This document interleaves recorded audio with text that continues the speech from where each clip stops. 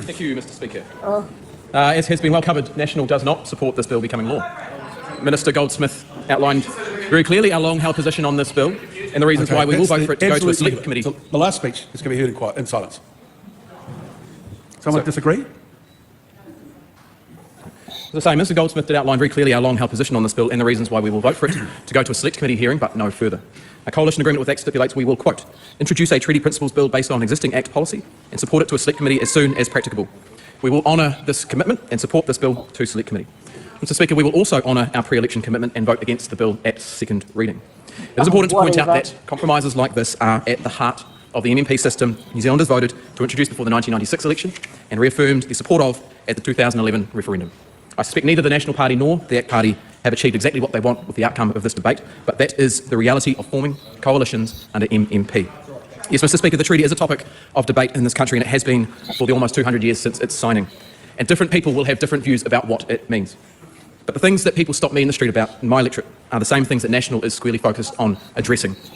How do they pay the mortgage or the rent? How do they fill the car or the shopping trolley? How do they find work after their freezing works is shut down? How do we make our communities safe? How do they get the healthcare they need when they need it? How do they make sure their kids are equipped with the skills that they need to live better lives than their parents did? That's not to say that this issue is not important to some people, and the select committee process will allow everyone who wants to make a submission and have their say. But to suggest that this bill would put an end to nearly 2 centuries of debate is not practical, nor is it realistic.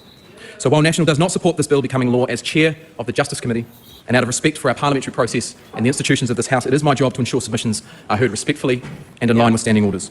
And it is my commitment to do just that. So I just simply and respectfully ask that all members do the same as this bill is considered over the coming months. Thank you. Bro really thinks he's playing 4D chess here. It's like, no, I'll tell you exactly what happened. David Seymour grabs National and NZ First, bent them over a table and screwed them in the ass. That's what happened. They got played. While the media and the public were saying it was Winston doing it. Yeah, no, it was David Seymour all along. He twerked all over them. Sorry for the graphic images, but it's for that. You know. Thanks for the image.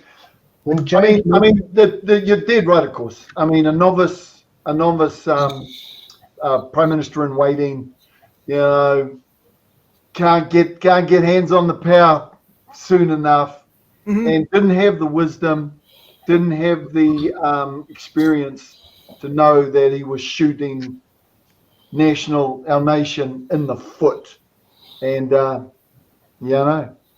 just novice. Although this all plays into Seymour's hands in a way, because it's only going to harden him if he loses the next thing. It will actually set up as the next election topic, which in a way in itself, even if he fails in a referendum, which I suspect that's what they're going to give him, even if he fails in that, we will never ever win in a referendum. We're too minority. And the other problem there, though, is the next election is a kind of referendum, and he is dangerous. I can't emphasise it enough, but he's playing us. I mean, they've already Brexit. Yeah, they've already Brexit. Yeah, they've weaponised local bodies. Like the next local bodies is going to be an absolute hell of misinformation on the Māori wards referendum, because many do not understand how Māori wards work. And you know, and in turn would probably go, I'm going to vote it down because I don't believe Māori should get 2 votes where I get 1. Where that is not correct at all. It's landowners, ratepayers that get 2 bloody votes. People don't. Yes, and in the very rare situation, prisoners might get 2 votes in local bodies. So Whānau, don't have to worry about David, and I'll tell you why. In the not too far distant future, the kotahitanga, the wairua of kotahitanga that is bound our people together is going to give rise to a new whare, a whare Māori, te whare o te rangatiratanga.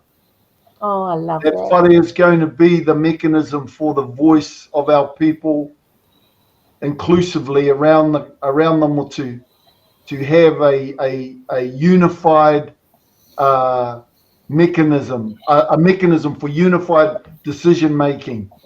Now, when that whare stood up, the first kaupapa is going to be inviting the kawanatanga back to the table. Now, they are going to say no, or they'll say yes and act no.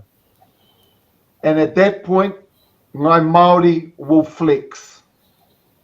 So I Te hope Ranga so. Tiratanga will be used to flex. And we will keep flexing until the Kāwanatanga gets the message that the colonial, neo-colonial era of unilateral domination is over. That is what's going to happen, whānau.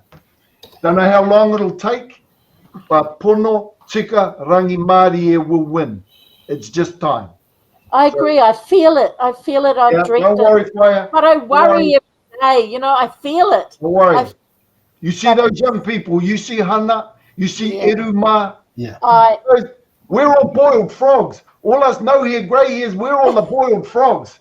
These young ones never even been near the pot. I want to live though. I want to live and see it. You will, but I you know. will. You will. It ain't going to be far away. It's coming. Don't worry. Oh gosh, please.